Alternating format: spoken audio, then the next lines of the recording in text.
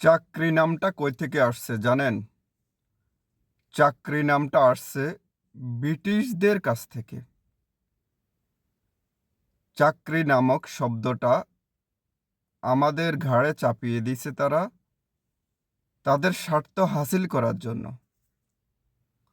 তারা যদি আমাদেরকে দিয়ে কাজ করাতে পারে তাহলে তারা মিলিনিয়ার, ভিলিনিয়ার, টিলিনিয়াল হতে পারবে। এজন্যই আমাদের চাকরি নামক এই শব্দটা আমাদের ঘাড়ে চাপিয়ে দিছে। চাকরি এই শব্দটা হচ্ছে চাকর থেকে আসা। যারা চাকর হিসেবে ছিল ওদের দিক বিবেচনা করে চাকরি শব্দটা নিয়ে আসছে।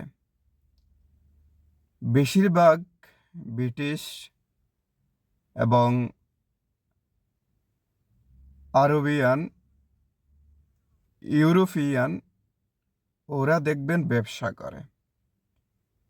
আর আমরা যারা আম পাবলিক আছি, জনতা আছি, আমাদেরকে দিয়ে চাকরি করাচ্ছে। তো অতএব চাকরি শব্দটা আসছে চাকর থেকে। তো আমরা এই চাকরি নামক দাসত্ব থেকে বাইর হয়ে আসতে হবে। অন্যের গোলামি থেকে বাইর হয়ে আসতে হবে। ব্যবসা করতে হবে। আমাদের নবী রাসূল ব্যবসা করছে, আমরাও ব্যবসা করব। ব্যবসা হালাল, ব্যবসাতে বরকত আছে। রিজিকের 4 ভাগের 3 ভাগ হচ্ছে ব্যবসাতে।